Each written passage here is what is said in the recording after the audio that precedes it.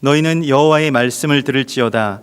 너는 일어나서 산을 향하여 변론하여 작은 산들이 내 목소리를 듣게 하라 하셨나니 너희 산들과 땅의 견고한 지대들아 너희는 여호와의 변론을 들으라.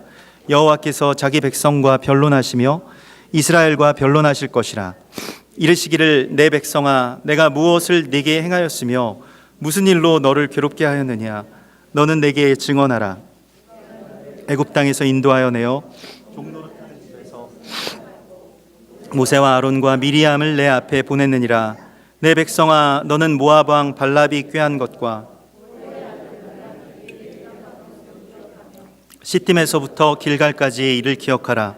그리하면 나 여호와가 공의롭게 행할 일을 알리라 하실 것이니라. 내가 무엇을 가지고 여호와 앞에 나아가며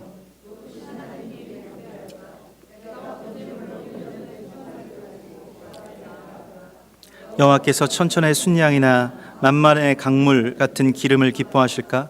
내 허물을 위하여 내 마다들을 내 영혼의 죄로 말미암아 내 몸에 열매를 드릴까?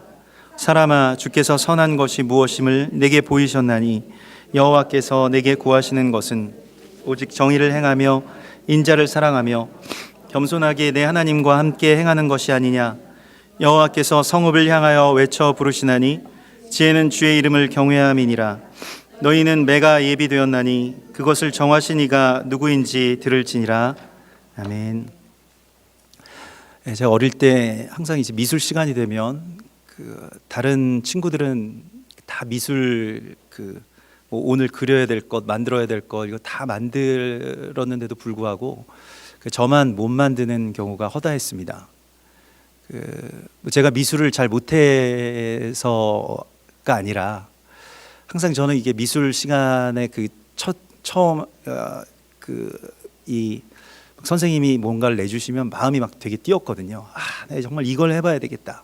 생각나는 아이디어가 굉장히 많은데 실제로 이렇게 손으로 해보면 항상 제 기준에 이 결과물이 미치지를 못했습니다. 그래서 다시 찍고 망쳤다 또 다시 하고 다시 처음으로 돌아가서 하고 그러니까 항상 나중에는 아예 결과물들이 없는 경우가 굉장히 많이 있었습니다. 지금 돌이켜 생각해 보면 항상 너무 나는 기준을 높이 잡았던 게 아닌가 그런 생각을 하게 되더라고요. 왜냐하면 최근에 이제 저희 아이들이 이 주민센터에서 하는 그런 미술 수업에 이렇게 참여하는데 어떤 아이는 이렇게 1시간짜리 수업이면 10분 만에 마치고 막 자기 노는 아이가 있는가 하면 어떤 아이는 저랑 닮아가지고 끝까지 그걸 다 하지 못하고 항상 시무룩하게 돌아오는 아이가 있습니다. 그래서 아빠 뭐 이거 했어요, 뭐 이거 만들었어요 하는데 어떤 아이는 나 이걸 만들려고 했는데 못 만들었다고 시무룩하게 이렇게 해서 야, 네가 날 닮아서 그렇다. 너무 처음에 꿈을 크게 꾸지 마라. 그냥 조그만 거라도 하나씩 만들어라라고 하는데 잘 안 되는가 봅니다. 그래서 항상 손이 안 따라주고 또 이 마음은 앞서는데 이게 현실은 그렇게 항상 받쳐주질 못하니까 언제나 실망하게 되는 그러한 모습을 제 스스로에게서 또 저의 자녀들에게서 이렇게 봅니다. 우리에게 있어서도 하나님 믿는다라고 하는 것, 또 우리에게 주신 삶을 굉장히 좀 잘 살아봐야 되겠다. 또 굉장히 의미 있게, 또 가치 있게, 보람 있게, 또 잘 그렇게 살아가고 싶은 마음이 다 있을 겁니다. 근데 현실에 그러한 시간이나 또 나의 현실이나 또 나의 삶에서 이렇게 조물조물해서 나오는 그 결과물들은 여러분들은 어떠신지 모르겠습니다만은 하루하루의 이 결과물들, 열매들 이렇게 눈을 감고 잠을 청할 때 만족스러운 날들이 얼마나 되시는지 모르겠습니다. 오늘은 정말 귀한 날이었다. 오늘은 정말 만족하고 또 평안한 날이었다. 충만한 날이었다라고 하는 그러한 시간들이 있으신지 모르겠습니다. 때때로 그러한 것이 없을 때 잠이 안 오기도 하고 또 뭔가 이렇게 정말 만들다만 또 그리다만 그림처럼 이렇게 좀 마음 한 구석이 뭔가 허전하기도 하죠. 그리고 항상 다음을 기약하고 또 다음을 기약해 보기도 하는데요. 오늘 하나님께서 우리가 어떻게 이 땅 가운데서 우리의 삶을 살아내야 될지에 대해서 하나님 말씀을 하십니다. 실은 이 미가서 6장은 조금 어떻게 보면 되게 그 어떤 사람이 우리가 이렇게 언뜻 보면 어떤 사람이 하나님께 내가 뭘 드리면 좋을까라고 하는 이 소망으로 나온 어떤 그러한 고백이라고 이렇게 생각이 될 수도 있습니다. 그렇죠? 내가 무엇을 가지고 하나님 앞에 나아가며 또 나의 하나님께 무엇을 드릴까라고 하는 이 말씀을 보면 정말 우리도 이런 고백을 가져야 되겠다 이런 생각을 하곤 합니다만은 그러나 사실은 그 미가서 이 6장은 이 법정에 선 그 하나님과 이스라엘 백성 우리를 그렇게 보여주시고 있습니다.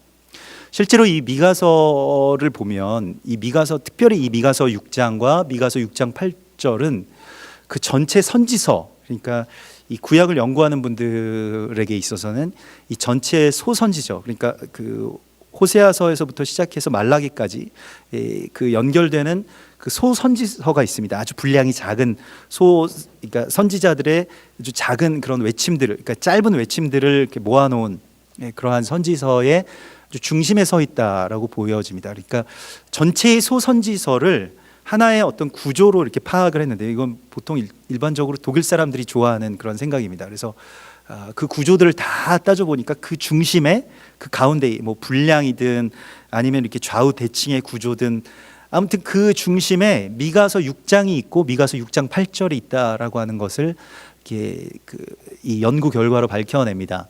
보통 일반적으로 이것은 사실은 그 히브리적인 구조에서 가장 중요한 것을 가운데다가 둔다라고 하는 그러한 이 문학적인 구조와 꼭 들어맞는 이야기이기도 합니다. 그래서 굉장히 설득력이 있는 주장이라고 할 수 있겠습니다. 미가서 6장은 전체 예언서의 아주 요약 아니면 핵심이라고 이렇게 말씀을 드릴 수가 있을 것입니다. 왜 그 예언서에서는 왜 하나님께서 이스라엘을 심판하시는가라고 하는 것에 대한 답입니다. 하나님이 왜 이스라엘을 심판하시나? 하나님이 왜 이 땅을 심판하시는가라고 하는 것에 대한 그러한 결론이라고 할 수 있겠습니다. 그래서 하나님과의 불화이고요. 또 하나님의 최종적인 선고가 일어나는 법정까지 지금 온 겁니다. 그 전에 말로 하나님께서 타이르시기로 하고 또 각종 징조를 보이시기도 하고 사람들을 보내시기도 했습니다마는 그 모든 것들이 다 받아들여지지 않았을 때 마지막 우리 이 세상에서 가장 최종적인 어떤 해결책으로 우리가 두는 것이 이제 법에 호소하는 것 아닙니까? 법정으로 끌고 간다라고 하는 것이죠. 법정까지 지금 간 겁니다. 그래서 이 법정에 지금 하나님과 또 증인과 또 피고와 변호인이 그렇게 서 있는 그러한 장면을 보게 됩니다. 그래서 하나님이 이스라엘과 변론하시는 내용이죠. 이 변론이라고 하는 말 자체가 법정 용어입니다. 그래서 이 법정에 지금 그 피고인들의 이름을 이렇게 부릅니다. 너희 산들아 이렇게 부릅니다. 이스라엘의 이름을 산이라고 이렇게 부르십니다. 너희 산들아 이렇게 부르시죠. 산이라고 하는 것은 어떤 의미를 갖겠습니까? 산이라고 하는 것은 높아진 땅을 의미하는 것입니다. 어느새 교만해지고 완고해진 우리들의 모습 또 우리의 삶의 모습을 그대로 드러내는 것입니다. 여기서 그래서 그 산이라고 표현된 그리고 작은 산이라고 표현된 그 말들을 찾아보니까요, 그게 정말 높은 그러한 그 산, 높아진 산, 그리고 이 작은 산이라고 하는 건 이게 뭐 게바라고 하는데 이건 아주 뭐라고 할까요? 완고한 정말로 이게 단단한 돌과 같은. 그래서 그 예수님께서도 그 게바 그러니까 너는 반석이라고 그렇게 말씀하셨을 때 물론 흔들리지 않는 좋은 뜻도 있지만 하나님 안에서 우리가 흔들리지 않으면 좋은 것이지만요, 이 세상 가운데서 완고해져서 이게 바뀌지가 않는 그러한 모습은 또 하나님이 보시기에는 깨뜨려야 될, 낮추셔야 될 산같이 보인다는 것입니다. 우리가 그 속성을 갖고 있는 거예요. 전에 살아왔던 어떤 삶의 방식 아니면 나의 어떤 그 생각대로 살아왔던 이 지난 날의 삶이 어느새 돌처럼 굳어져서 우리 마음이 전혀 변할 생각이 없다라고 하는 그 지경까지 나왔으면 우리가 정말로 돌처럼 그렇게 굳어지고 또 하나님 앞에서 그게 사실은 나이를 먹은 겁니다. 이렇게 나이를 먹으면 몸도 마음도 유연성이 많이 떨어지는 것을 우리가 보게 되죠. 우리 아이들은 그 몸이 얼마나 유연합니까? 뭐 특별히 운동하지 않아도 몸이 뭐 척척 접히잖아요. 예, 막 발차기를 해봐도 막 다리가 쑥쑥 올라가고. 근데 뭐 제가 그 아이들을 따라하려고 하면 몸이 벌써 이렇게 뻣뻣해져 가지고요. 예, 어느새 이게 그 내가 많이 몸이 굳었구나라고 하는 걸 이렇게 느끼게 되는데, 그 마음도 마찬가지겠다라고 하는 생각을 합니다. 뭐 아이들은 무슨 뭐 아무리 아이들 뭐 혼을 내고 막 뭐라고 해도 언제 그랬냐는 듯 막 뛰면서 또 장난치고 막 웃으면서 막 다가오고 그러잖아요. 만일 제가 입장을 바꿔서 누군가에게 뭐 혹시 저희 아버지에게 그런 말을 들었다라고 한다면 정말 며칠 동안 얘기도 안 하고 혹시 뭐 인연을 끊자 뭐 이런 마음을 가질 정도로 상처를 받을 수도 있겠다, 이 생각을 하거든요. 그게 뭐 그냥 지나가는 말로 툭 던진 말들에 우리가 상처를 받는 건 너무 단단하기 때문에 그렇습니다. 유연하지 못하고 뭐 그럴 수도 있지, 뭐 저 사람 입장에서는 그렇게 할 수도 있겠지, 뭐 별거 아니겠지, 이런 어떤 생각의 유연함들이 점점 이렇게 사라져 버리게 되거든요. 그래서 그 생각의 유연함들을 우리가 주님 안에서 회복해야 됩니다. 근데 그 생각의 유연함은 성령께서 주신다라고 말씀을 하시고 있습니다. 에스겔서에서 성령께서 너희 안에 내가 또 새 영을 주어서 너희의 굳은 마음을, 돌처럼 굳은 마음을 살처럼 단단하게 하시겠다, 그러니까 이렇게 연하게 하시겠다, 부드럽게 하시겠다라고 이렇게 말씀을 하시죠. 그렇기 때문에 성령의 사람들은 마음이 부드럽습니다. 그게 오히려 진리가 막 흔들리고 자기의 삶이 막 흔들리면 이제 자신이 막 이렇게 뭔가 완고하게 되고 무얼 붙들게 되고 원칙주의자가 되고 그렇거든요. 근데 의지하는 분, 그분이 아주 명확하고 확고하다면, 진리라고 하는 것이 아주 확고하게 자리하고 있다면 나머지의 것은 다 부드럽게 될 수 있습니다. 삶에 있어서 우리가 이 부드러움을 성령 안에서 회복할 수 있어야 되겠습니다. 하나님이 또한 우리 가운데 행하시는 일에 대하여서도 우리 마음이 좀 부드러워져야 되거든요. 근데 예수님도 그렇게 말씀을 하셨듯이 선지자의 고향 마을에서는, 그러니까 우리가 너무 오래 믿었기 때문에 우리가 너무 아는 것도 많고 경험도 많고 뭐 안 해본 것 없고 이렇기 때문에 마음이 오히려 더 완고해져 가지고, 예전에는 주님의 복음이 우리 가운데 어떤 말씀으로 선포되면 마음에 이렇게 감동도 있고 변화도 받고 아멘으로 이렇게 화답하고 삶도 이렇게 바뀌었는데, 이제 너무 많이 들어가지고요. 저분 또 이 얘기 하시는구나, 전에 들었던 그 목사님 말씀이랑 좀 비슷한 것 같은데, 이건 또 신학을 또 공부하게 되면 또 어느 신학자의 어떤 계통의 뭐 그런 얘기들이구나, 그냥 이렇게 다 들어보면 다 아는 얘기 같이 그렇게 느껴지고 그냥 많은 거예요. 안다라고 하는 것에 아주 특별한 저주라고 할 수 있겠습니다. 지식의 저주라고 할 수 있겠는데요. 그래서 제가 신학교 다닐 때에 그 고민을 굉장히 많이 했습니다. 차라리 공부를 안 하는 게 낫지 않을까. 그러니까 공부를 많이 하신 분들을 보니까 신앙이 좀 별로인 것 같아요. 공부 제일 많이 하신 분들은 아무튼 그 교수님들이나 총장님들이시지 않습니까? 제가 그때 교만하게 그분들을 이렇게 판단해서 그런지 몰라도 아무튼 조금 저렇게 공부를 많이 하면 저렇게 되는가 할 때 좀 본을 보여주셨으면 참 좋았을 텐데, 제가 보기에는 이거 공부를 계속 많이 하다가는 좀 위험해질 수 있겠다, 이런 생각이 들더라고요. 그래서 이제 공부를 접자, 제가 그때 그런 생각을 했습니다. 지금은 좀 후회되는 생각이기도 합니다만은, 그래서 그냥 졸업만 하자, 신학교에 들어가서 6개월 동안 제가 내린 결론이었습니다. 졸업만 하자, 이런 생각을 가졌거든요. 성경을 그냥 외우는 게 차라리 낫겠다. 자꾸 저렇게 막 흔들리고 무슨 이론 같은 걸 가지고 와서 그 마음이 굉장히, 제가 이렇게 습득력이 좋아가지고요, 그 흡수력이 좋아가지고 누가 이렇게 생각한다라고 하면 그렇게 같이 생각을 하게 되거든요. 제가 이렇게 영향을 굉장히 많이 받습니다. 그래서 다른 분들 설교를 제가 잘 듣지도 못하는데, 왜냐하면 들으면 다 그 설교가 저의 마음에 다 꽂히기 때문에요. 그래서 그때 사실은 고민을 많이 했어요. 공부를 하기 싫어서가 아니라 고민을 많이 한 그런 결과이거든요. 그래서 뭐 아무튼 학점이 형편없었습니다만은 그래도 어떻게 은혜 안에서 이렇게 졸업은 할 수 있게 되었죠.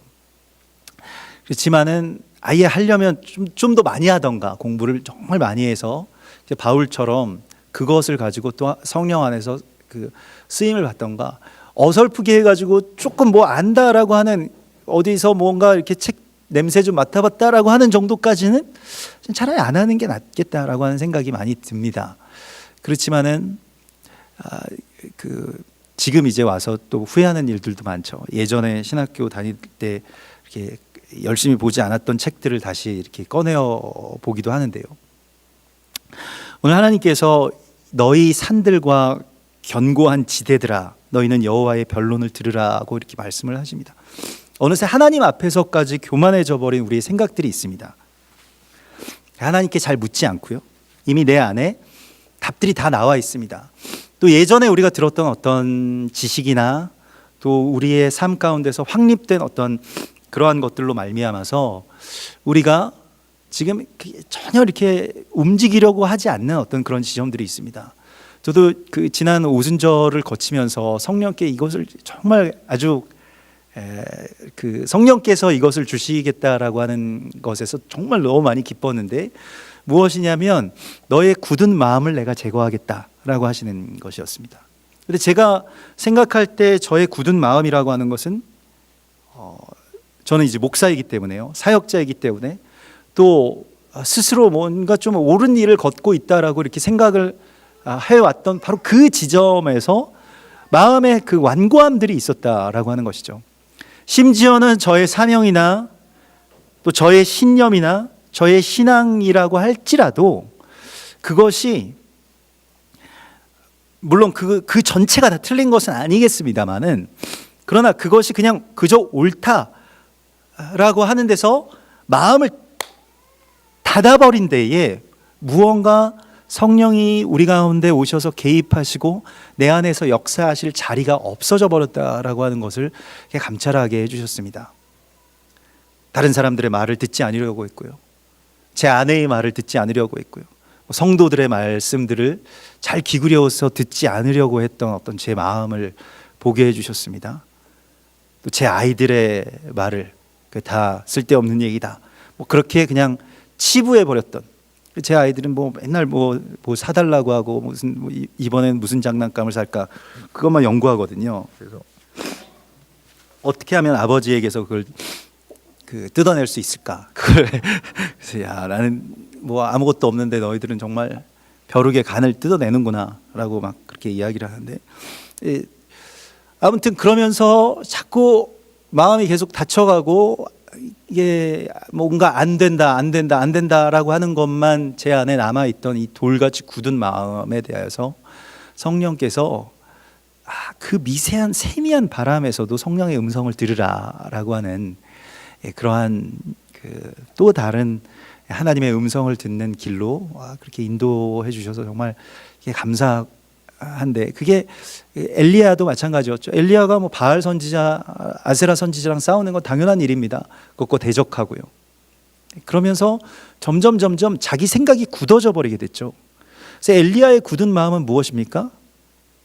엘리야의 굳은 마음은 나만 혼자 개고생하고 있다 이거죠. 항상 하나님께 항상 자기 너무 불쌍한데 나만 이 나라에서 이렇게 혼자서 남아가지고 이 고생을 하고 있습니다 라고 하는 거죠. 자기 연민의 그 굳은 마음입니다.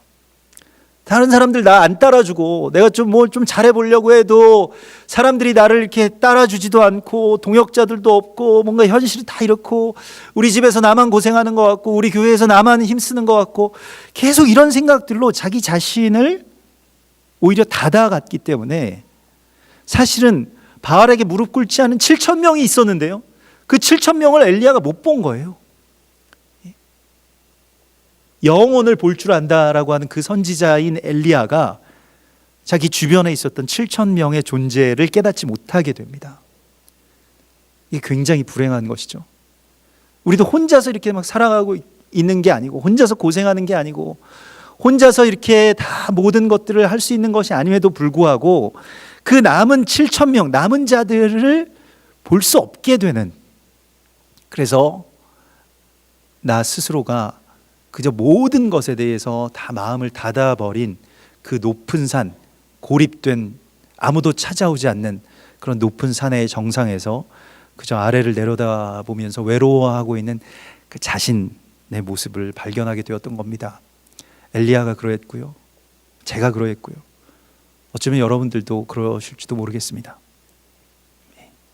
왜 우리 가족들이, 우리 자녀들이 내 말을 듣지 않는가? 점점 더 많이 느끼게 되실 겁니다. 제가 분명히 예언하는데 점점 더 많이 느끼게 되십니다. 제가 생각을 해보니까 이 생각이 40대가 되면서 이제 들어온 생각들인 것 같아요. 매년 해가 되면서 점점 나는 옳은데 왜 다른 사람들이 내 말을 듣지 않는가? 그러면서 점점 더 외로워지죠. 주님께서 이 산을 낮추시겠다라고 오늘 말씀을 하십니다. 주님이 우리의 산을 낮추어 주셔야 되거든요. 그런데 법정에 이제 하나님께서 들어오셨는데요. 그런데 이렇게 말씀하십니다. 내 백성아, 이렇게 외치십니다. 이게 굉장히 놀라운 말씀인데요. 우리와 변론하실 것이라 라고 해서 이제 변론자 혹은 뭐 검사나 판사 뭐 이런 분이 이렇게 오셨다는 거예요. 등장했다는 거예요. 변론하자 이렇게 해서 딱 나왔는데 갑자기 그 엄숙한 법정에서, 법을 다루어야 될, 법대로 심판할 그런 법정에서 갑자기 늙은 모친의 그런 음성처럼 아이고 내 새끼야 라고 하는 음성이 들려왔다는 겁니다. 내 백성아 이렇게 부르시는 거예요.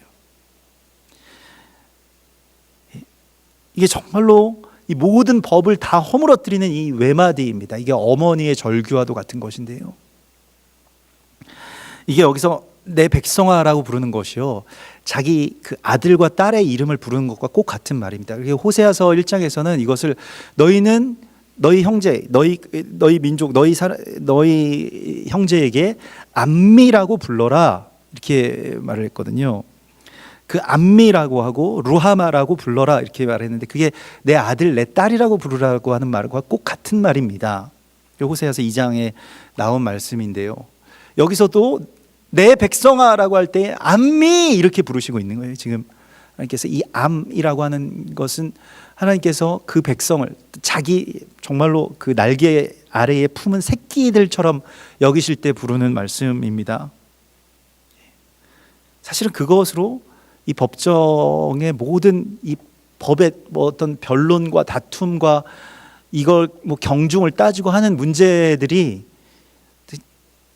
다른 방향으로 이제 가기 시작합니다. 여기서 하나님이 내 백성아라고 감정을 주체하지 못하고요, 자기 자녀를 심판해야 되는 그 아버지께서 그냥 재판장의 그 엄숙함으로 머물러 있지 않으시고 아버지의 모습으로 다시 자기 자신 안에서 이렇게 터져 나온 겁니다. 요셉이 울음을 참지 못하고 그 동생 베냐민을 보았을 때 그렇게 내려와서 내 아우야 하면서 그렇게 끌어안고 울었던 것과 같은 그런 장면입니다.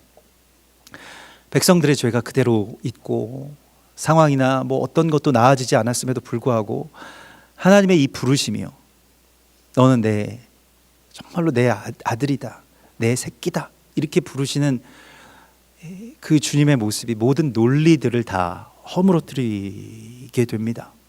주님이 지금 우리를 그렇게 부르십니다.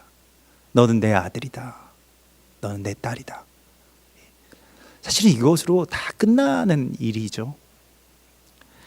그래서 로마서 8장 26절에 보면 이와 같이 성령도 우리의 연약함을 도우시나니 우리는 마땅히 기도할 바를 알지 못하지만은 오직 성령께서 말할 수 없는 탄식으로 우리를 위해서 친히 간구하신다라고 말씀하고 있습니다. 이스라엘 백성들 지금 어떻게 기도해야 될지, 어디서부터 다시 회복해야 될지를 몰랐습니다. 우리도 지금 어디서부터 어떻게 기도해야 될지, 어디서부터 우리의 삶이 다시 시작되고 회복되어야 될지 우리 잘 알지 못하지만은 성령께서 이미 기도하고 계셨고 정말로 말할 수 없는 탄식으로 우리를 위해서 친히 간구하신 그 간구의 응답으로 우리가 지금 다시 주님 앞에 있습니다. 다시 주님 앞에, 주님 말씀 앞에 있고요, 또한 다시 이렇게 예배의 자리 가운데 있습니다. 또 지금 현재 또 우리와 함께하지 못하는 우리 혹시 가족들이 있다고 할지라도, 또 우리의 잃어버린 영혼들이 있다고 할지라도 성령의 그 말할 수 없는 탄식이 다시 그들을 주님의 발 앞으로, 주님의 품 안으로 돌아오게 할 줄 믿습니다. 여러분, 이것을 우리가 의지하는 것입니다. 그래서 성령이 말할 수 없는 탄식으로 기도하시는 그 기도에 내가 참여하게 되는 것, 그것이 기도입니다. 전에 내 간구가 하나님께로 올라가는 그 기도만을 드렸다면 이제는 성령의 탄식 소리를 듣게 해달라고 주님 앞에 기도하십시오. 그러면 성령께서 정말로 그 울부짖으시고 흐느끼시는 그 땅을 향해서, 또 그 사람들을 향해서 나도 함께 눈물을 흘리게 될 것입니다. 이 기도가 우리 안에서 회복되기를 우리가 소망하고 또 우리가 그것을 구하여야 될 것입니다. 여러분, 간구는 이제 내려놓으시고요. 그러한 성령의 기도 가운데로 우리가 나아가서 성령과 동역자가 되기를 하나님께서 우리 가운데 말씀하시고 있습니다. 그런데 오늘 하나님께서 오늘 이 3절의 말씀을 보면 어느새 이스라엘 백성들에게는 하나님을 믿는 것이, 하나님께 예배하는 것이 이제 부담이 되었습니다. 그래서 전에처럼 어떤 기쁨과 감사로 드리는 어떤 예배가 아니라 이게 무엇이냐면 이제 그 이교의 신앙, 그러니까 우상 신앙 가운데서 나오는 어떤 그러한 관계인데요. 이게 그 거래의 관계가 됩니다. 이 give and take의 관계가 되죠. 하나님께 내가 이만큼을 드리면 하나님께서 그것에 뭐 갑절로 뭐 10배 혹은 30배, 100배의 축복을 주실 것에 대해서만 우리가 생각을 하게 됩니다. 바알 신앙이나 아세라 신앙이 다 그런 건데요. 뭔가 내가 어떤 복채를 내거나 재물을 바치면 어떤 권능자가 그것에 대해서 많은 것들을 자기 힘을 더해가지고 갚아준다라고 하는 그러한 믿음 안에 들어가 버린 겁니다.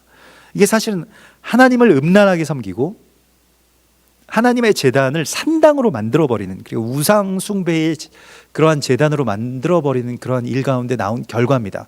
그래서 그 결과적으로 어떻게 됐느냐, 결국 여호와 하나님을 믿는 것은 너무 비싼 일이 되는 거예요. 너무 돈이 많이 들고 너무 삶에 있어서도 부담이 많이 되는 일들이 된 겁니다.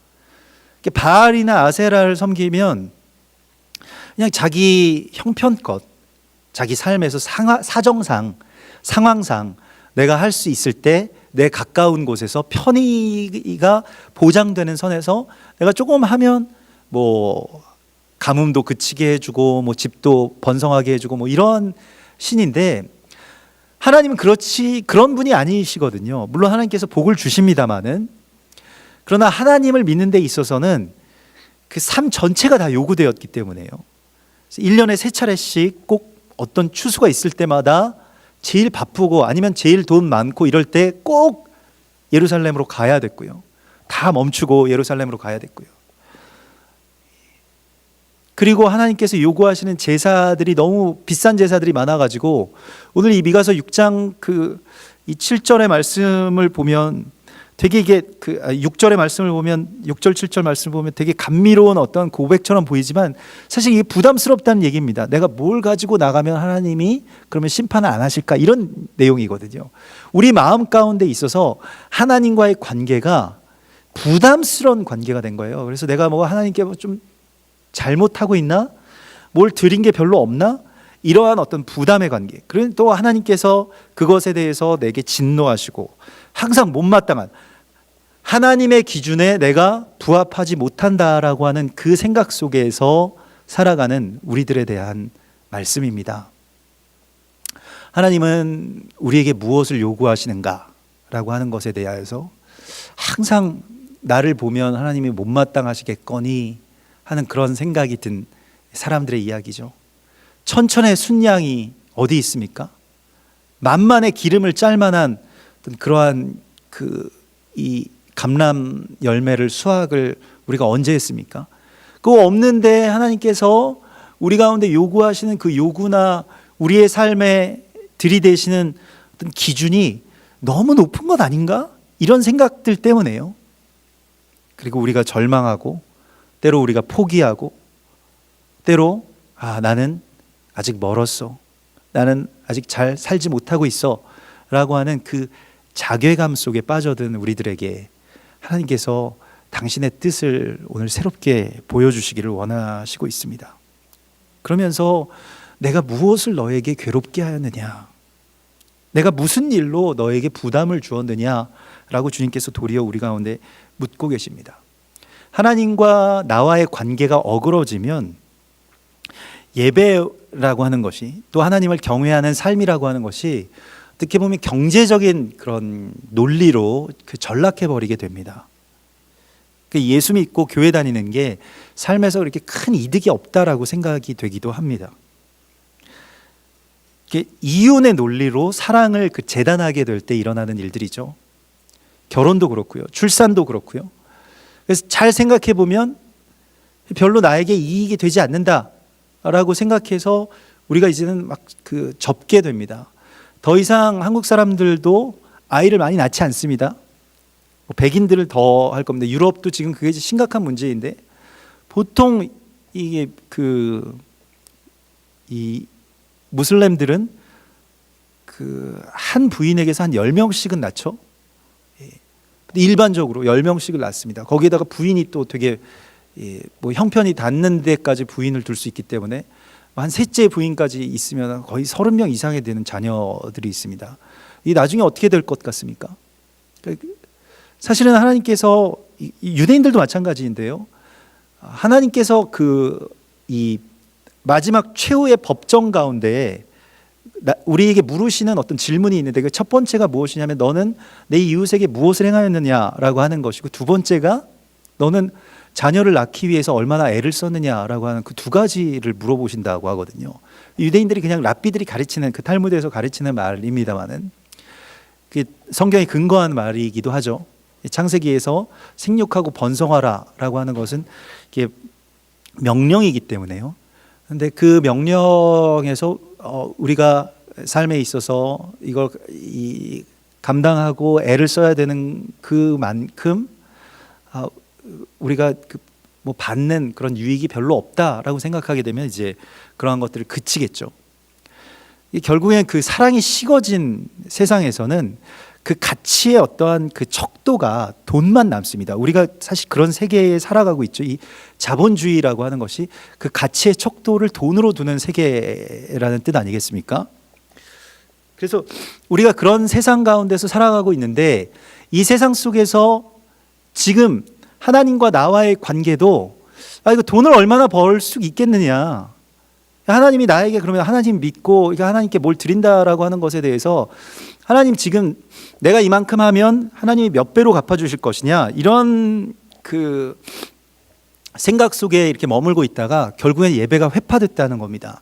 사실은 양을 기르는 자들에게 이 소 한 마리를 하나님께 드린다, 1년 된 소를 드린다, 송아지를 드린다라고 하는 굉장한 것이죠. 대단한 것을 드리는 것입니다. 여기서 만만의 기름을 드린다라고 하는 것도 농사 짓는 사람들에게 있어서 그 감람나무의 그 열매들을 짜가지고 이 올리브유를 만들어서 팔아야 되겠는데, 거기서 하나님께 내가 가장 좋은 것들을 드린다라고 하는 것은 이게 이제 하나님께 대하여서 관계에 있어서 아깝고 부담스러운 일이 되어버린다는 것이죠. 예수 믿기가 점점 어려워지는 겁니다.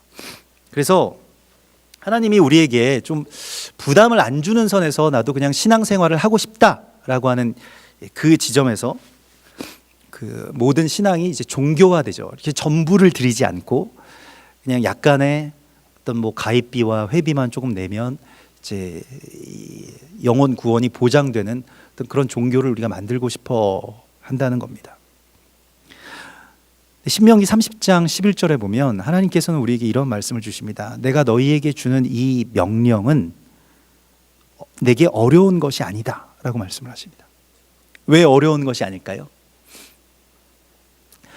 하나님과의 그 관계가 사랑의 관계라고 한다면 우리가 하나님께 드리는 것도 그냥 내 사랑의 고백일 뿐이지, 어떤 부담을, 어떤 기준을 내가 충족하기 위해서 하나님과 딜을 하는 것도 아니고요. 그냥 종교의 어떤 커트라인을 넘어서기 위해서 내가 어떤 헌금을 바치고 11조를 하고 절기를 지키고 사명을 다하고 이런 것이 아니라고 하는 것이죠. 하나님이 정말 내 안에 사랑의 존재가 된다면 이게 아까운 것이 없어지게 됩니다. 실은 뭐 제가 아까 전에 제 아이들이 저에게서 뭘 뜯어내려고 한다고 그렇게 말씀을 드렸지만은 항상 제가 저희 아이들에게 제가 할 수 있는 것보다, 항상 그래서 제 아내가 좀 저에 대해서 많이 걱정을 하는데, 제가 할 수 있는 것보다, 제가 수중에 가지고 있었던 어떤 것보다 더 많이 주고 싶은 마음이 더 많은 거예요. 아깝다는 생각이 별로 들지 않고, 어떻게 하면 이걸 뭐 또 좀 더 좋은 걸 해줄 수 있을까, 이런 생각이 들죠. 여러분들 다 마찬가지이실 겁니다. 그게 우리 아버지의 생각이시고, 또 우리가 사랑하는 사람에 대한 그 관계에 있어서 내가 이 사람한테 이걸 하는 게 아깝다, 저분한테 저것을 하는 것이 조금 부담스럽다, 이런 관계라고 한다면 그것은 이미 사랑의 어떤 그런 관계는 아닐 겁니다. 물론 우리의 어떤 형편이 있기 때문에 그 형편에 비추어 봤을 때 내가 조금 부담스럽다라고 하는 생각은 있습니다만은, 그러나 어떻게든 해주고 싶은 그 마음은 있죠. 다 해줄 수 없는 것이 이제 안타까울 뿐입니다만은, 하나님께서 우리에게 뭔가 맡겨주신 일, 우리에게 하라고 하신 그 일은 우리가 스스로가 이게 부담스럽고 아까운 일이 아니라고 말씀을 하십니다. 근데 어느새 그렇게 전락해 버렸느냐, 너와 나와의 관계가 어느새 이런 거래의 관계가 되어버렸느냐, 하나님이 이걸 탄식하고 계신 것이죠. 하나님을 우리가 우상 숭배하듯이 섬겨서는 안 됩니다. 뭘 안 해도, 내가 아무것도 할 수 없다 할지라도 하나님께서는 그저 우리를 사랑하시는 거예요. 거기에 대해서 우리가 그 자신감을 우리가 갖고 있어야 됩니다. 내가 뭘 대단한 일들을 한다고 해서 하나님에게 뭐 얼마나 대단한 일이겠습니까? 사실은 사람들이 볼 때 뭐 대단한 일일지 몰라도 하나님이 보시기에는 다 비슷비슷한 것이죠. 그게 그거일 겁니다. 뭐 잘한다 못한다 이런 것도 없어요. 하지만은 하나님을 내가 정말 사랑하기 때문에 이 작은 한 가지를 드리려고 하는 그 마음을 받으시겠다라고 하는 것이죠. 우리가 그것을 알지만은 어느새 하나님의 기준에 부합하지 못한 나 자신에 대한 불안감, 또 연민, 또 열등감, 이런 것에 내가 빠져 있지 않은지 하나님께서 우리를 다시 부르시는 이 음성을 들어야 됩니다. 그래서 오늘 하나님께서는 너희가 알아야 될 것이 몇 가지가 있다, 너희가 이제 다시 기억하고 여기에서부터 그런 그 회파된 관계에서부터 빠져나오는 그 길을 우리 가운데 열어주시는데요. 그 첫 번째가 내가 너를 애굽 땅에서 인도하여 종로로 타는 집에서 속량했다라고 말씀을 하십니다. 오늘 4절의 말씀이죠. 이 속량이라고 하는 말은 하나님이 우리를 사셨다라고 하는 것이죠. 우리에게 몸값을 지불하시고 사셨기 때문에 나는 하나님의 소유입니다. 내가 하나님의 소유라고 하는 것이 나의 삶에 있어서 이제 또 다른 자신감이 되어야 됩니다. 내가 하나님 거라고 하는 것이요. 내가 하나님의 소유이기 때문에, 하나님의 소유라고 하는 것은 물론 그 권리에 대한 문제이기도 하지만 책임에 대한 문제가 하나님께 있다는 겁니다. 나를 책임지시는 분은 내가 아니라 하나님이 책임지신다라고 하는 것이거든요. 그런 하나님 앞에서 우리가 그 정도의 사실은 배짱이 회복돼야 됩니다. 하나님, 저는 하나님 거잖아요. 하나님이 책임지십시오. 이런 말을 우리가 할 수 있어야 됩니다. 하나님이 지금 그 말씀을 하시기 때문에요.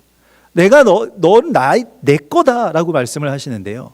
자꾸 하나님의 것이 아니라 내가 나를 책임지려고 하니까 뭔가 불안하고 열등감도 생기고 그렇게 되어버리는 것이죠. 하나님 앞에서 회복해야 될 한 가지는 나는 하나님의 것입니다 라고 하는 것입니다. 우리가 기도할 때 그 기도를 하셨으면 좋겠어요. 나는 주님의 것입니다 라고 하는 것이요, 주님의 소유입니다 라고 하는 그 고백을 항상 드리시면 거기에서부터 평안이 우리 가운데 임합니다. 하나님 것인데 하나님이 다 어련히 알아서 하시겠죠. 내가 생각하는 어떤 길이나 이런 모든 것들을 다 놓을 수 있는 아주 귀한 기도이죠. 저도 예전에 그 시험 앞두고 있을 때 몇 번 이 시험을 봤습니다만, 그 이제 신학교 시험 보기 전에 항상 이 기도를 몇 시간씩이고 했던 것 같습니다. 하나님, 저는 주님의 것입니다 라고 하는 그 고백을 성령 안에서 이렇게 하게 해주셨는데요. 다른 많은 기도 필요 없이 저는 주님의 것입니다 라고 하는 그 기도가 정말 또 귀한 고백이 되고 어느새 저에게 오히려 그 고백이 힘이 되더라고요. 내가 하나님의 것이라고 하는 것, 내가 너희를 구원했고 너를 나의 핏값으로 샀다 라고 하는 그 고백 가운데 여러분 평안하십시오. 그것이 하나님의 소유된 자들의 권세입니다. 그래서 하나님의 것입니다 라고 하는 것이요. 그런데 오늘 하나님께서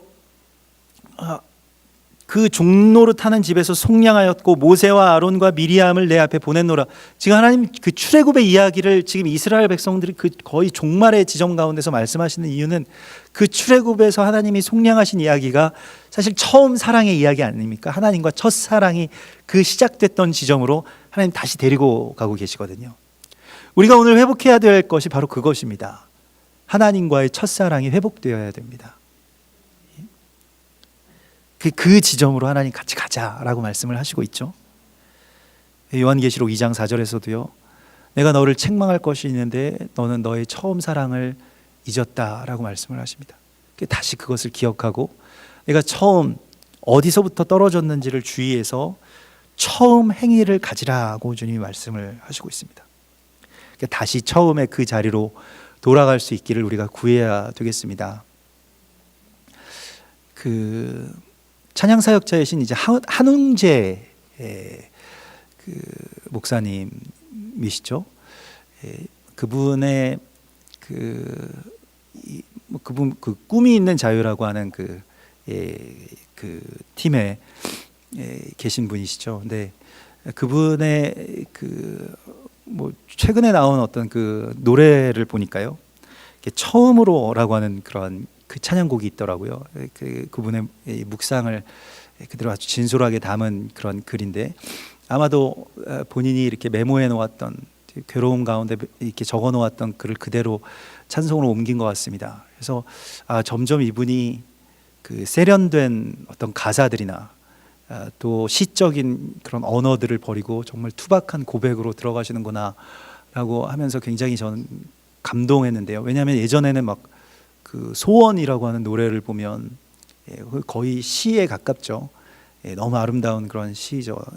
내가 삶의 한 절이라도 주님을 그 담기를 원한다라고 하는 그 고백들을 들을 때마다 감동적인데, 처음으로라고 하는 그 찬송은 아예 완전히 투박하게 처음으로 돌아가 보자 이렇게 말을 하고 있습니다. 그렇게 고백을 하죠. 자기 스스로에게 다짐을 하는데, 처음으로 돌아가 보자. 주님 생각하면 괜히 마음 좋던 시절로. 이게 계속 반복되는데요. 노래를 들을 때, 야 정말 그 말이, 그 고백이 막 저에게 막 정말 아주 와서 망치처럼 치더라고요. 복잡한 공식 지우고 비어있는 칠판처럼 처음으로 돌아가 보자. 주님 생각하면 괜히 마음 좋던 시절로, 이렇게 고백하고 있는데요. 여러분들에게도 주님 생각하면 괜히 마음 좋던 시절이 있으셨겠죠.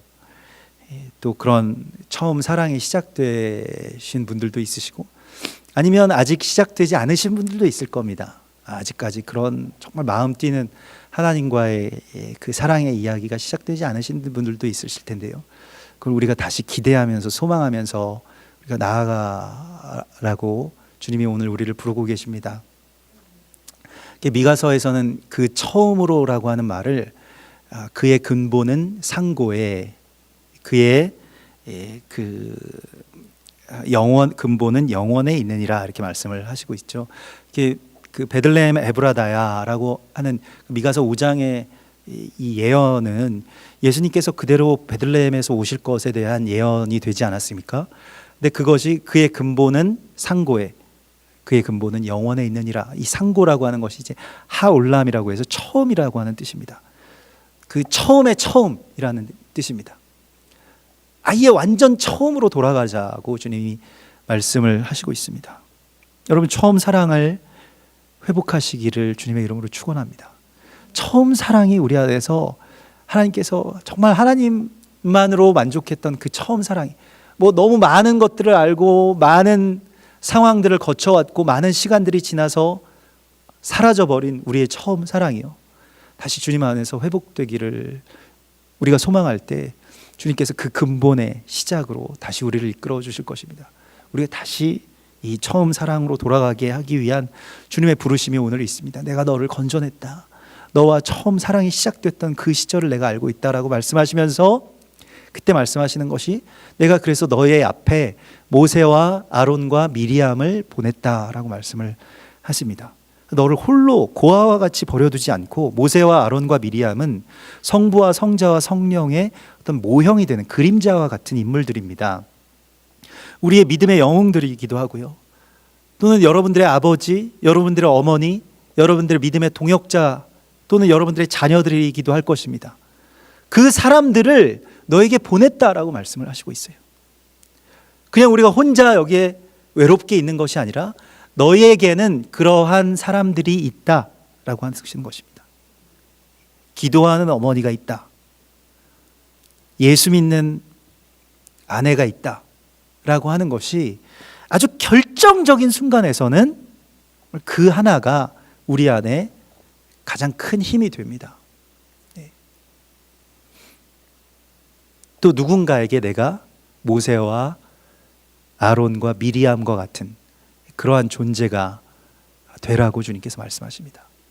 정말 어느 때인가 정말 제가 어떻게 보면 이렇게는 더 이상 살 수 없지 않을까 이런 생각이 들 때가 있었습니다. 뭐 여러 그 정황들은 제가 지금 긴 이야기이기 때문에 말씀드리기가 좀 어렵지만은, 근데 그때 한 가지 드는 생각이 우리 아버지 어머니가 매일같이 나를 위해서 이렇게 새벽마다 예배당 나가셔서 이렇게 기도하셨는데, 한 번만 하나님께 그러면 한 번만 제가 우리 부모님 그 기도 한 번만 빌리겠습니다. 이렇게 기도했거든요. 근데 거기에서 정말로 나를 붙드시는 것과 같은 그런 붙드심을 제가 알게 됐습니다. 그래서 그 고비를 무사히 넘겨서 뭐 정말 다윗의 그 고백처럼 죽지 않고 살아서 여호와의 영광을 그렇게 찬송하게 되었는데요. 그 한 가지가 우리 가운데 있는 거예요. 하나님께서 누군가 나를 홀로 버려두지 않으시고 이러한 모세와 같은 또 아론과 같은 믿음과 예배와 또 중보자의 그러한 이름으로 우리에게 그러한 사람들을 앞에 보내주셨다는 것입니다. 우리 이것을 알아야 됩니다. 홀로 있는 게 아니에요. 자꾸 나는 혼자 뭘 하고 있다라고 그렇게 이야기하고 그렇게 생각하지 마십시오.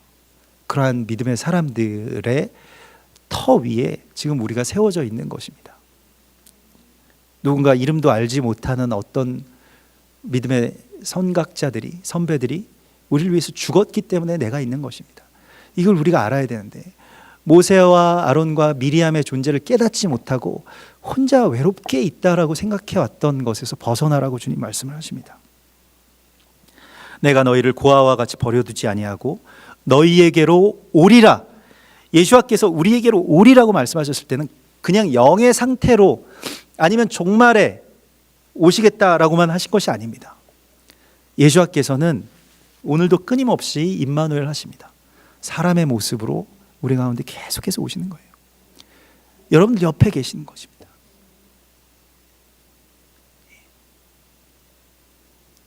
예수님의 얼굴이, 예수님의 손길이, 성령님의 위로가 우리 서로에게서 그렇게 전해지게 되는 것입니다. 그래서 이것을 너희는 기억하라, 새기라고 말씀을 하시죠. 그리고 발라함의 일을 기억하라, 시딤에서부터 길갈까지의 일을 기억하라, 이렇게 말씀을 하시는데요. 이 5절의 말씀은 사명에 관한 말씀입니다. 이 발람의 일이라고 하는 것은 무엇이냐면 이스라엘을 저주하는 것이고, 이게 요한계시록에도 계속 니골라당의 행위라고 지칭되는 말입니다. 그 사명에 대한 공격인데, 이 원유맨에 대한 사실은 공격인데, 이 원유맨에 대한 공격이라고 하는 것은 꼭 이스라엘의 사명뿐만이 아니라 우리가 서로와 서로에 대해서, 서로의 생명에 대해서 내가 책임이 있다라고 하는 것이죠. 이게 원유맨인데요.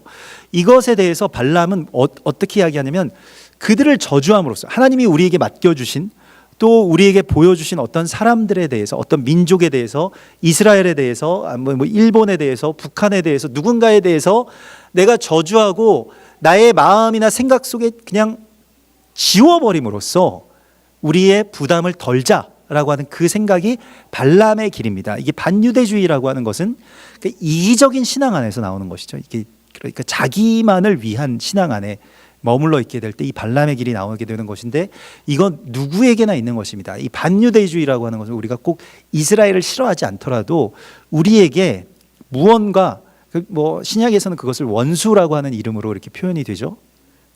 내가 미워하고 내 오른뺨을 와서 후려치는 어떤 사람, 그 이스라엘일 겁니다. 근데 그 사람에 대해서 사실은 여러분 잘 생각하셔야 되는 게, 여러분들이 미워할 만한 어떤 사람들은 사실은 그런 관계나 또 그런 마음이 나에게 들어왔다라고 하는 것은 나에게 그 책임이, 그 사람에 대한 책임이 있다라고 하는 것입니다. 그 민족에 대한 책임이 있다는 겁니다. 하나님이 맡겨주신 사람은 그냥 뭐 굉장히 아주 아름다운 모습으로, 평안한 모습으로 나에게만 오는 것이 아니죠.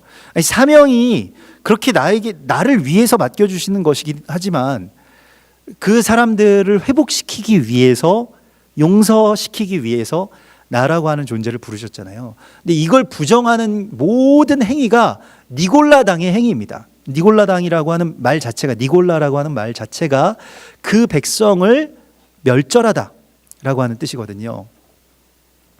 하나님의 백성인데, 하나님 자녀인데, 하나님 아들인데, 하나님 딸인데 내 마음 안에서, 내 입술에서, 내 생각으로 멸절하려고 하는 이 생각들이 결국에는 하나님과의 관계까지 다 잠식하고 좀먹고 있는 것입니다. 여기서 돌이키라고 하나님 말씀하시고 있죠. 그 니골라당의 행위, 이 발람의 행위를 너희가 깊이 생각하고 거기에서 주의해서 떠나라고 말씀을 하십니다. 그리고 또한 시딤에서부터 길갈까지의 일을 생각하라고 말씀하시는데요.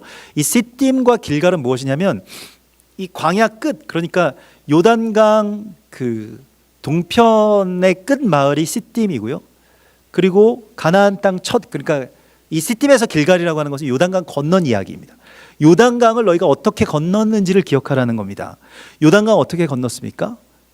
요단강을 건널 때에 일어났던 일을 우리가 보면 레위인들이 법궤를 메고 물이 허리까지 차는 대로 그냥 들어갑니다.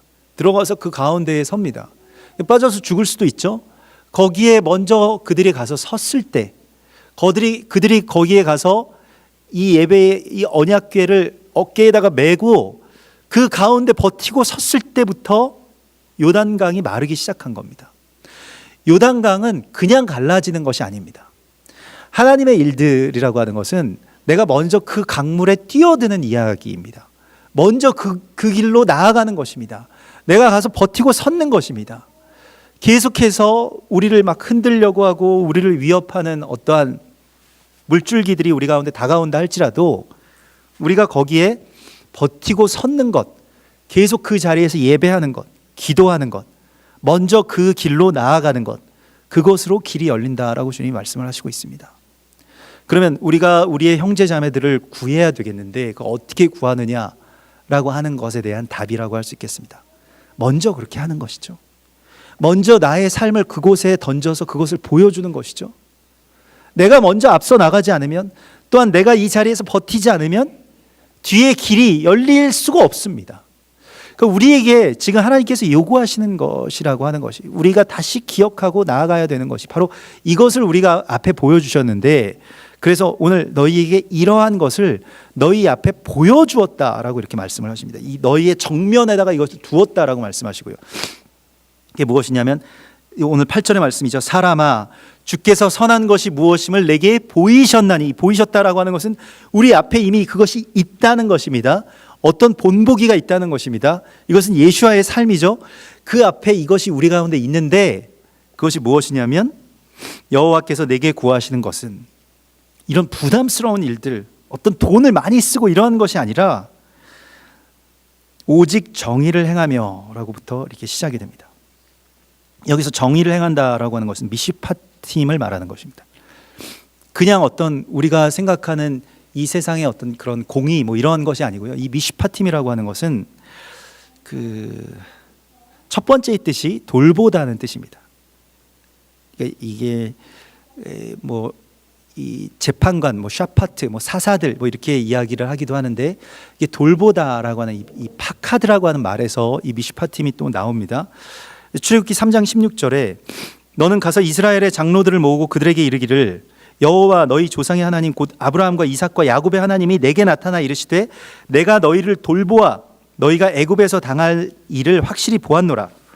그래서 하나님께서 우리를 돌보아 주시고 또 그 하나님의 돌봄이 내가 나의 이웃에게 또 이 세상 가운데에 나가서 돌보는 일이 되는 것입니다. 이거 돌봄입니다. 미슈파팀이라고 하는 것은요.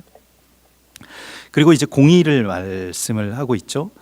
그래서 여기서 하나님의 이 의를 행하는 것, 오직 정의를 행하는 것은 이 그 미슈파팀의 장을 보면 우리가 알 수 있는데 이게 토라 포션의 출애굽기 21장에 보면 내가 너의 앞에 세울 미슈파팀, 이 공의는 이러하니라, 법규는 이러하니라라고 하는 말씀이 이제 쭉 나옵니다. 근데 이게 아주 굉장한 말씀이 나오는데 출애굽기 21장에 보면 이 미슈파팀이라고 하는 것이 어떤 것인지를 아주 명확하게 말씀하시는데 첫 번째가 뭐냐면 너희가 그 미슈파팀의 그 출애굽기 21장 2절을 보면요. 너희가 히브리 종을 사게 되면 일곱째 해에는 자유인으로 풀어주라 말씀을 하십니다. 이게 미슈파팀입니다. 두 번째 미슈파팀이 뭐냐면 그런데 그 종 중에서 여종이 있는데 그 여종에게 여종을 너희 아들에게 주려고 한다면 그 여종을 딸과 같이 여기라. 이게 두 번째 미슈파팀입니다. 그러니까 미슈파팀이라고 하는 것 자체가 종을 자유자로 놓아주기 위해서 종을 사는 이야기고요. 그 종을 자유자로 놓아주는 걸 더 넘어서서 자기 며느리로 자기 아들에게 신부로 맞이하게 하는 이야기가 미슈파팀이라는 겁니다. 이걸 공의라고 말씀하고 있는 겁니다. 번역이 그렇게 되었습니다마는 공의를 넘어서는 공의죠. 종을 자유자로 하는 것도 굉장한 일인데요. 굉장한 어떤 희년의 선포죠. 종이라고 하는 것은 그 당시에 놓아주면 안 되는 겁니다. 종을 다 놓아주면 자기가 일해야 되잖아요. 그러니까 종을 못 놓아주는 거예요. 우리 바로의 그 완악한 마음이 우리 가운데 있기 때문에 내가 그걸 힘든 일을 해야 되는 거예요. 내가 여기서 돈을 다 지불하고 뭘 이렇게 식당에 뭘 사 먹으러 왔는데 내가 가서 뭘 가지고 오고 뭘 하고 이거 셀프 서비스가 아니면은 내가 이걸 다 하는 것이 부당하게 느껴지는 것과 꼭 같은 일입니다. 내가 여기서 이 일을 해야 됩니까? 당신이 해야 될 일이 아니겠습니까? 뭐 이렇게 이야기하는 것과 꼭 같은 일이에요. 그런데 그 종을 내가 놓아주고 그리고 더 나아가서는 그를 너의 딸처럼 여기라. 너희 아들에게 신부로 주라고 말씀하신 것이기 때문에요. 이 미슈파팀 가운데 우리를 부르시고 있는 것입니다. 이건 예수와의 마음이죠. 우리 안에 이런 마음이 없습니다. 내가 지불한 대가는 내가 당연히 내가 받는다라고 하는 것인데요. 희년의 삶이라고 하는 것은 사람을 풀어주는 일이기 때문에요.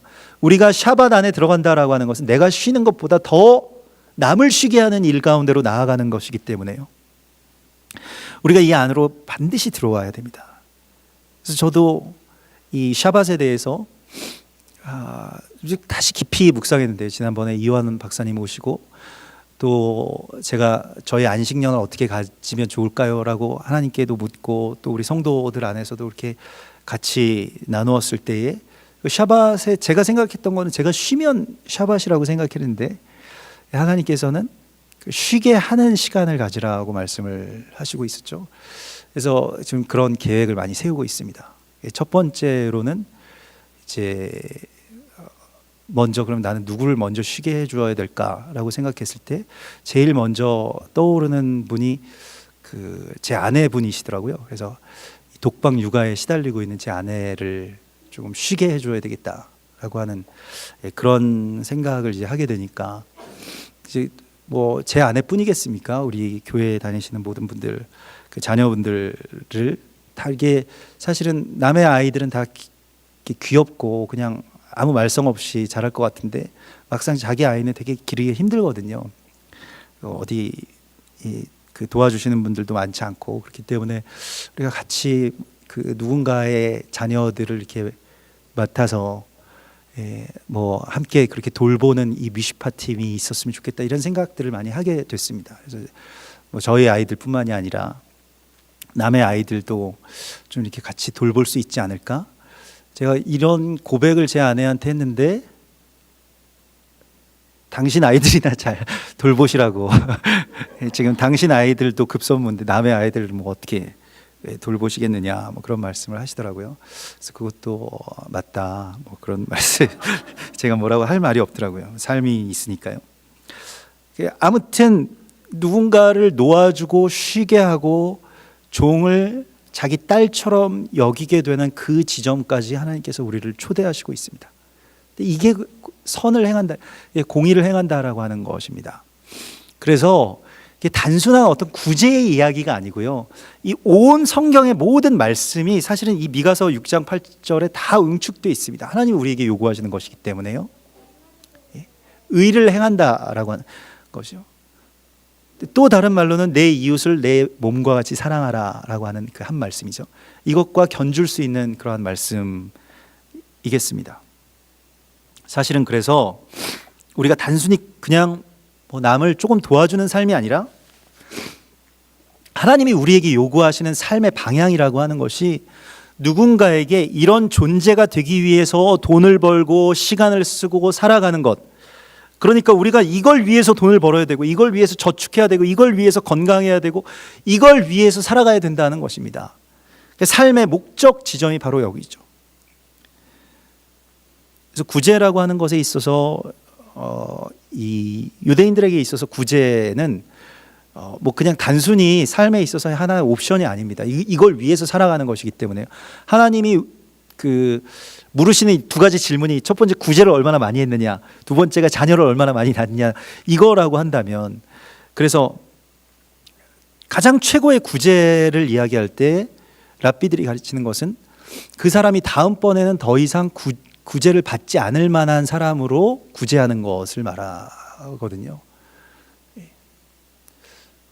그래서 도와주는데 그냥 한 번 도와주는 게 아니라 그 사람이 정말 도움을 받지 않을 수 있게 도와주는 것, 이게 그 진정한 구제라고 이야기합니다. 이게 이제 희년이죠.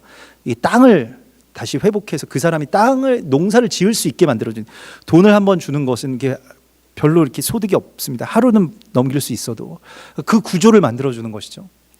예전에 한국 교회에도 이게 성자라고 불리워질 만한 분들이 많이 계셨는데 그 중에 한 분이 이제 한경직 목사님입니다. 한경직 목사님이 처음에 이북에서 피난온 사람들이 이제 모여서 시장통에 맨날 구걸하던 사람들, 그 사람들 모여가지고 이제 영락교회 이렇게 이루게 됐는데 얼마나 가난합니까? 근데 그분들을 보면서 한경직 목사님이 그냥 기도만 하신 게 아니라 그분이 아주 대단한 어떤 그 사업가적 마인드가 있으셨다 그러는 거예요. 그래서 이 구걸하는 사람한테 저기 장사하는, 남대문 시장에 장사하는 뭐 김 집사님이 있는데 같이 그 황해도 출신이다. 같이 가서 좀 그분 밑에서 일 좀 배우고 또 장사해라. 누군가에게는 그래서 돈 번 사람한테는 저쪽에 어디 땅이 좋은 데가 나왔는데 땅을 좀 사시라. 이런 식으로 이제 뭐 기도하시면서 얘기를 해주셨는데 사실 그게 거의 대부분 다 적중하셔가지고요. 하나님이 복을 주신 것이죠. 그래서 목사님 말씀대로 했더니 제가 부자 됐습니다. 이런 분들이 굉장히 많이 나온 거예요. 그래가지고 그게 이제 명동의 영락교회가 된 겁니다. 뭐 대조동 판자촌에서 같이 판자 운막 짓고 교회 시작하셨던 순복음교회 조윤규 목사님도 아실 겁니다. 이 명륜동, 천호동, 우리 이 서울시 그 버스 종점 끝에서 쪽방촌에서 안내양하던 그 자매들 모아서 시작했던 교회가 명성교회입니다. 그런 곳에서 다 하나님께서 같이 소망 품게 하시고 같이 굶으면서 같이 울부짖으면서 같이 부르짖으면서 하나님의 복을 구해서 하나님께서 복을 주셨는데, 그러면 그 다음 단계에 대해서 우리가 하나님께서 오늘 우리에게 말씀을 하시고 있습니다. 교회의 다음 단계라고 할 수 있겠습니다. 그냥 우리가 예배를 드리고 교회를 세우고 이것으로 이제 끝난 것이 아니고요. 다시 주님께서 처음으로 다시 돌아가서 주께서 선한 것이 무엇임을 내게 보이셨다라고 말씀하시면서 오직 공의를 행하고 그리고 인자를 사랑하고, 여기서 이 공의를 행하는 것이 어디에서부터 나오는지를 우리가 알아야 됩니다. 인자를 사랑하는 것에서 나오는데요. 여기서 인자는 그 예수님을 말씀하는 것이 아니라 헤세드, 그 은혜, 하나님의 사랑을 말하는 것입니다. 근데 번역을 하면 하나님의 사랑을 사랑하고 라고 하는, 뭐 그렇게 번역을 할 수 있거든요. 우리가 사랑을 어떻게 사랑합니까? 근데 하나님의 성품이 하나님의 사랑이시잖아요. 그러니까 그 사랑을 내가 받은 그 사랑을 내가 정말 사모하고, 내가 그냥 그래서 계속해서 하나님께 그 사랑을 받기를 구하는 게 아니라 그 사랑을 사모하면 어떻게 될까요? 그 사랑을 베푸는 자가 됩니다. 그러니까 우리는 누군가에게 하나님처럼, 예수님처럼, 성령님처럼 그렇게 우리가 하나님으로부터 받은 그 사랑을 베풀어야 될 사명이 있다는 거예요. 그래서 사랑을 사모하는 것입니다. 그 헤세드를, 그 은혜를 사모하는 것입니다. 내가 은혜를 받았기 때문에 그 은혜가 내 안에 머물러 있지 않고 내가 다시 그 은혜를 베푸는 자리로 나아가게 되는 것, 그것이 바로 인자를 사랑하는 것이라고 말씀을 하십니다. 그리고 겸손하게, 여기서 겸손하게는 정말로 이게 신중하고 낮아진 그 모습 속에서, 우리 산드라 이렇게 부르셨는데 주님께서 원하시는 것은 이 낮은 것을 원하신다. 그래서 결국엔 하나님께 계속 묻고, 내가 가는 길이 내가 생각하기에 옳다고 할지라도, 내가 하는 말이 내가 정당하게 하는 말이라 할지라도 한 번만 더 물으시면 어떨까요? 하나님께, 하나님 제가 어떻게 하면 좋을까요? 하나님 제가 어떻게 나아가면 좋을까요? 어떻게 말하면 좋을까요? 더 묻는 것이 겸손한 것입니다. 그래서 하나님과 겸손하게 하나님께 계속 물으실 때, 뭐 처음부터 하나님께서 무슨 음성을 뭐 아주 명확하게 들려주실 수도 있지만 안 들려주실 수도 있습니다. 하나님은 보통 말이 별로 없으시거든요. 그래서 안 들려주실 수도 있죠. 그렇지만 묻는 게 중요한 것입니다. 하나님 어떻게 하면 좋을까요? 하나님이 응답 주실 때까지 제가 머물러 있겠습니다 라고 하면 하나님께서 사람을 통해서, 또 말씀을 통해서, 또 하나님의 상황을 통해서, 또 영을 통해서 우리를 선한 길로 이끌어 주십니다. 겸손하게 하나님의 길을 구하십시오. 하나님이 우리에게 원하시는 것입니다. 하나님이 우리에게 원하시는 것은 우리가 생각했던 것, 내가 뭔가 많은 것들을 성취하고 그 성취한 뎃가물들을 하나님께 바쳐다 드리는 그런 우상 숭배와 같은 산당이 아니고, 하나님이 우리에게 구하시는 것은 하나님을 너무너무 사랑해서 닮은 그 삶을 원하시고 있습니다. 하나님을 사랑하는 그 첫사랑부터 다시 회복하자고 말씀을 하십니다. 오늘 우리가 그렇게 구하고, 또 하나님이 구하시는 그 마음을 우리가 바라보면서 거기에 온전하게 응답하게 되는 하나님의 사랑의 사람들이 되시기를 주님의 이름으로 축원합니다. 같이 기도하겠습니다. 우리 이 시간 주님 바라보시면서 잠깐 기도하기를 원합니다. 주님, 오늘 주님께서 구하시는 그 사랑의 이야기가 그저 나를 연민하는, 또 내 마음을 닫아 건 그 지점에 있지 않게 하시고, 하나님 어떻게 해서든 내가 더 사랑하는 사람 되게 해달라고 우리 이 시간 주님 바라시면서, 우리는 너무 그 상황에 매여 있었습니다. 오랫동안 나 자신의 부족함에만 집중해 왔습니다. 내가 너무 어렵기 때문에 나는 도움을 받아야만 되는 존재라고만 생각을 해왔습니다. 우리 그 생각 가운데서 우리 이 시간 벗어나서 정말로 주님께서 우리를 사랑하시는 것처럼 나도 내 이웃을 내 몸과 같이 사랑하는 자가 되게 해달라고 우리 소망하시면서 이 시간 같이 기도하시면서 잠깐 같이 주님 앞에 머무십시다. 주여 감사합니다. 주여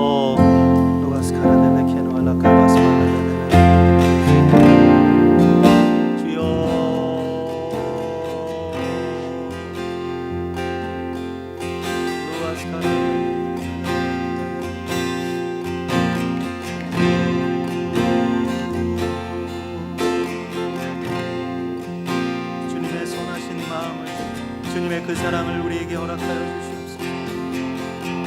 주여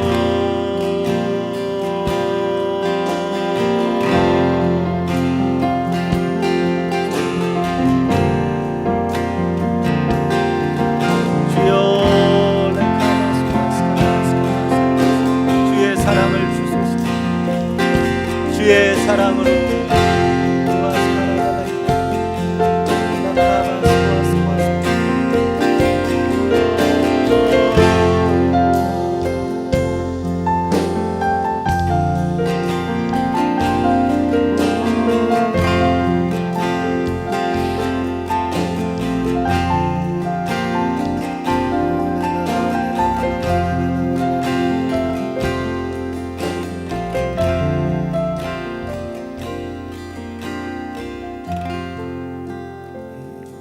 시간 다 같이 자리에서 일어나셔서 우리 미가서 6장 8절 우리 찬송을 들으시면서 또 우리의 제단 가운데 나 자신을 하나님께 드립니다 이렇게 고백하십시다.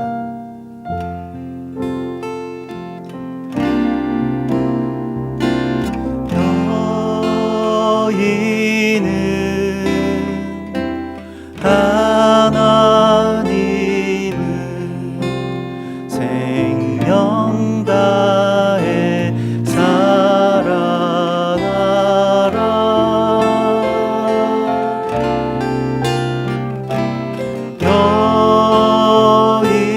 너희는 내 이웃을 내 몸같이 사랑하라. 너희는 하나님을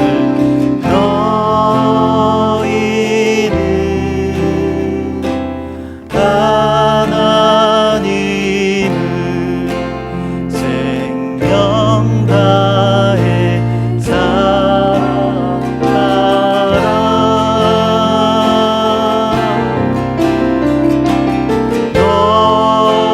너희는 내 이웃을